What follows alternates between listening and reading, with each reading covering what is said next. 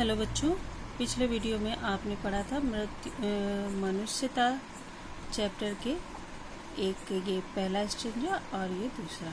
ठीक है, अब हम पढ़ेंगे तीसरा स्टेंजा। आप लोगों को ये दोनों समझ में आ गए थे? ठीक है। इसमें इस स्टेंजा में ये बताया गया था कि मृत्यु से डरना नहीं चाहिए, क्योंकि इंसान एक बार अगर जन्म लेता है तो वो मरता जरूर है, इसलिए हमें मृत्यु से घबराना नहीं चाहिए, डरना नहीं चाहिए। ठीक है। और जब हमें मरना ही है तो इस तरह से हमें मरना चाहिए कि लोग हमें याद करें। ठीक है, क्योंकि एक सुमृत्यु वही होती है जब हमें मरने के बाद भी लोग याद करते हैं किसी अच्छे कामों के लिए। ठीक है, और अगर नहीं याद करते हैं तो हमारा जीना और मरना व्यर्थ होता है। और ये भी बताया था कि मनुष्य के अंदर जब दूसरों के लिए जीने मरने की भावना होती है वही मनुष्य होता है, वरना अगर ऐसा नहीं होता, अगर वो सिर्फ अपने बारे में सोचता है तो उसके अंदर पशु प्रवृत्ति होती है और वो एक पशु के समान होता है। और मनुष्य वही होता है जो मनुष्य के लिए जीता मरता है। ठीक है। दूसरे स्टेंजा में आपने पढ़ा था कि जो उदार व्यक्ति होता है, जिसके अंदर दूसरों के लिए मदद की भावना होती है, दूसरों के लिए मर मिटने की भावना होती है, उससे सरस्वती भी उसकी चर्चा करती हैं। सरस्वती कैसे चर्चा करती हैं? लोगों के माध्यम से आपको उनकी बातें सुनने को मिलती हैं, उनकी गुणगान सुनने को मिलते हैं, और किताबों में, कहानियों में भी उनके चर्चे होते हैं। ठीक है। और ये भी बताया था कि ये जो धरती भी है, वो भी जो धरती है, ये भी ऐसे व्यक्तियों को कृतार्थ मानती है। इनका क्या कहते हैं, इनको धन्य मानती है। इनके लिए पूरी तरह से क्या कहेंगे कि इनके लिए पूरी तरह से वो ये समझती है कि ऐसे वीर हमारी धरती के ऊपर, धरती सोचती है कि हमारे ऊपर इस ऐसे वीरों का होना हमारे लिए हम धन्य हो गए, ऐसा पृथ्वी समझती है। ठीक है। और इसके साथ ही साथ इसमें यह भी बताया गया था कि उदार व्यक्तियों की ही सदा सृष्टि में, संसार में पूजा होती है, और ये हमेशा इनकी कीर्ति सजीव बनी रहती है, जीवित रहती है।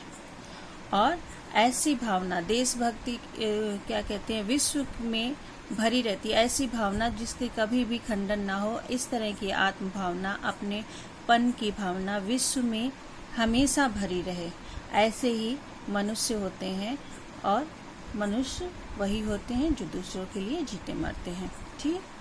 अब तीसरे स्टेंजा में क्या बताया गया? क्षुधार्थ रति देव ने दिया करस्त थाल भी, तथा दधीच ने दिया परार्थ अस्त जाल भी। उसी नर क्षितीश ने स्वमांस दान भी किया, सहर्ष वीर करण ने शरीर चर्म भी दिया। अनित्य देह के लिए अनादि जीव क्या डरे, वही मनुष्य है कि जो मनुष्य के लिए मरे। इसमें क्या बताया गया है? शुद्धार्थ का मतलब होता है जो भूखा हो। ठीक है, जिसके पास खाने पीने के लिए कुछ ना हो। ठीक। रतिदेव एक राजा थे, दानवीर राजा थे, जिन्होंने अपने हाथों का थाल भी, भोजन से भरा हुआ अपने हाथों का थाल भी दान में दे दिया था। और इसमें ये बताया गया, कोई इंसान अगर भूखा हो और उसके सामने कोई दूसरा आ जाए भूखा, तो वो क्या करेगा? वो कहेगा मैं खाऊंगा क्योंकि मैं भी भूखा हूँ। लेकिन यहाँ पर इन्होंने क्या किया था? उन्होंने अपना थाल भी दूसरे को दान में दे दिया था कि तुम खा लो। फिर बताया गया, तथा दधीच ने दिया परार्थ अस्त जाल भी। उन्होंने बताया है कि यहाँ पर उन्होंने लोगों की भलाई के लिए, मनुष्य के कल्याण के लिए उन्होंने अपनी अस्थियां तक दान में दे दी थी। किसने? दधीच ने। दधीच एक ऋषि मुनि हुए हैं, बहुत ही महान ऋषि थे।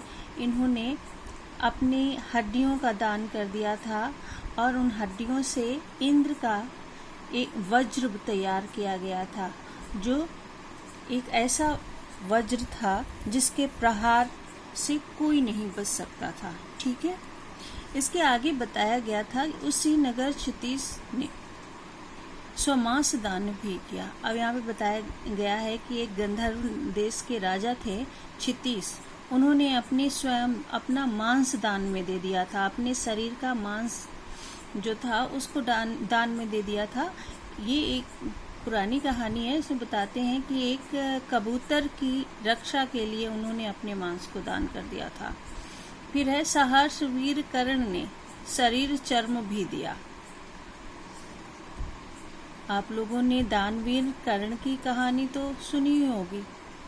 हाल ही में आप लोगों ने हो सकता है महाभारत भी देखी हो, उसमें भी पता चला होगा कि सहर्ष वीर कर्ण ने शरीर चर्म भी दिया। जो कर्ण थे, दानवीर कर्ण बोले जाते थे, वो बहुत दानी थे।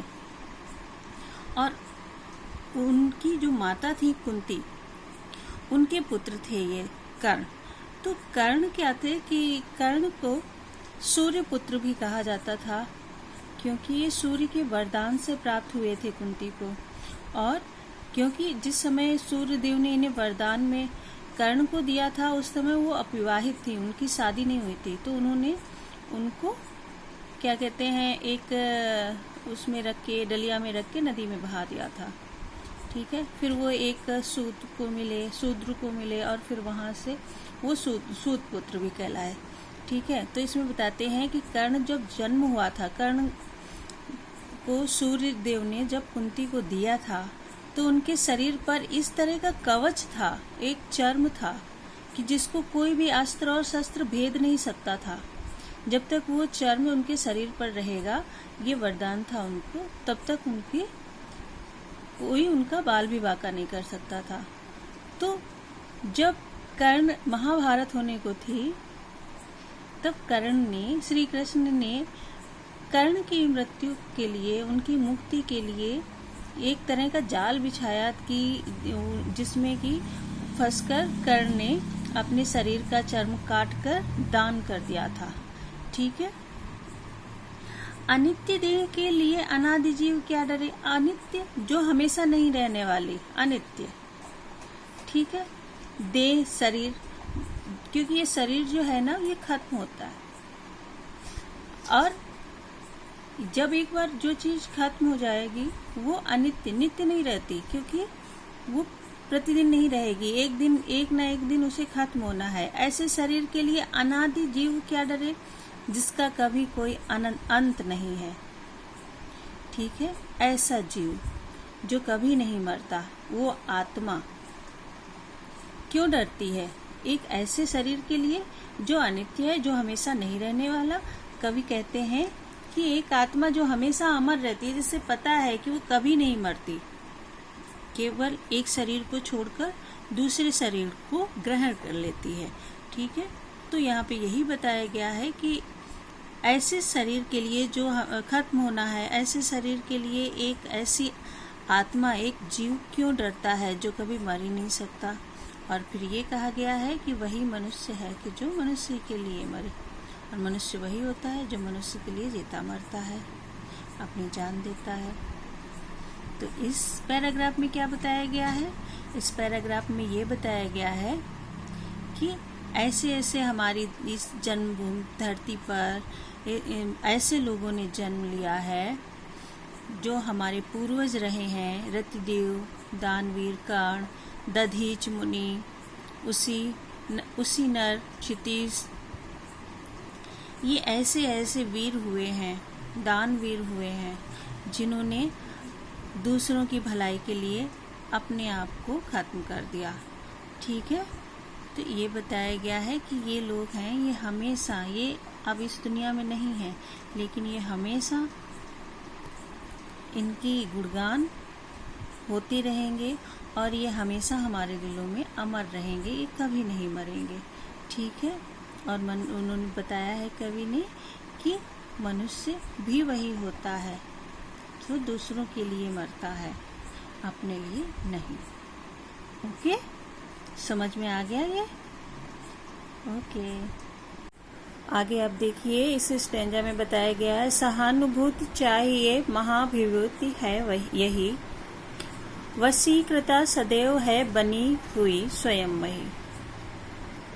इसमें बताया गया है कि महाभिभूति, महाभिभूति का मतलब एक महान इंसान। ठीक। वही है जिसके अंदर सहानुभूति है, और वही जो दुनिया को अपने बस में कर लेता है दूसरों की सहानुभूति के जरिए। ठीक है, अगर दुनिया को जो वश में कर लेता है, सदैव ही ऐसी दुनिया जो मनुष्य के बस में हो जाती है, दूसरों के साथ दया, करुणा, सहानुभूति का व्यवहार करके जो व्यक्ति पूरी धरती को अपने वश में कर ले, धरती में रहने वाले समस्त जीव जंतुओं को अपने वश में कर ले, वही सबसे बड़ी महान विभूति है, वही इस दुनिया का सबसे बड़ा इंसान है। ठीक है, और बताया है आगे, विरुद्धवाद बुद्ध का दया प्रवाह में बहा, विनीत लोक वर्ग क्या न सामने झुका रहा। अब इसमें क्या बताया गया है कि जो बुद्ध थे, आप भी जानते होगे, सुना भी होगा, पढ़ा भी होगा आपने, बुद्ध, महात्मा बुद्ध बोले जाते थे। उनकी दया प्रवाह में जो उनके विरोधी थे वो भी बह गए थे।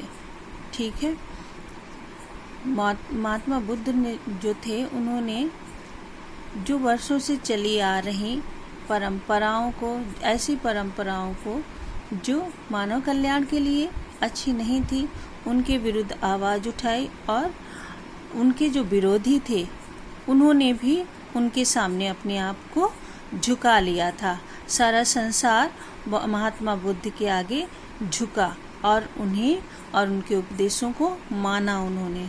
ठीक है, तो यहाँ पे ये बताया गया है, आहा वही उदार है परोपकार जो करे, वही मनुष्य है कि जो मनुष्य के लिए मरे। अब उन्होंने कहा है, आहा वही उदार है।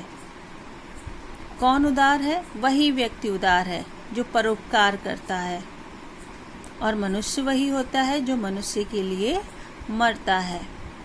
ठीक है, इसमें यही बताया गया है इस स्टेंजा में कि दूसरे के प्रति दया रखो, उदारता की भावना रखो, सहानुभूति रखो, आप तभी एक अच्छे व्यक्ति बन पाओगे। और ऐसे उदार व्यक्ति जो होते हैं, उदार व्यक्ति वही होते हैं जो दूसरों के लिए परोपकार की भावना रखते हैं, और जो मनुष्य वही होते हैं जो मनुष्य के लिए जीते मरते हैं।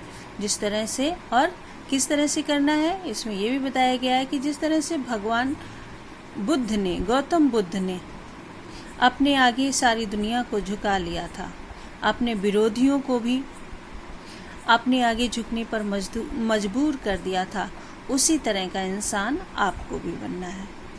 ओके, तो इस स्टेंजा में ये बताया गया है। ओके, तो आपको ये दोनों स्टेंजा समझ में आ गए होंगे। दोनों क्या, चारों स्टेंजा समझ में आ गए होंगे। पहला ये है मनुष्यता में, पहला ये विचार लो कि मृत्यु हो, दूसरा उसी उदार की कथा, फिर तीसरा शुद्धार्थ रतिदेव ने दिया, और सहानुभूति चाहिए। ये चारों स्टेंजा आपको समझ में आ गए होंगे। ठीक है, अगले वीडियो में हम पढ़ेंगे रहो न भूल के कभी, यहाँ से। Okay, thank you, have a nice day.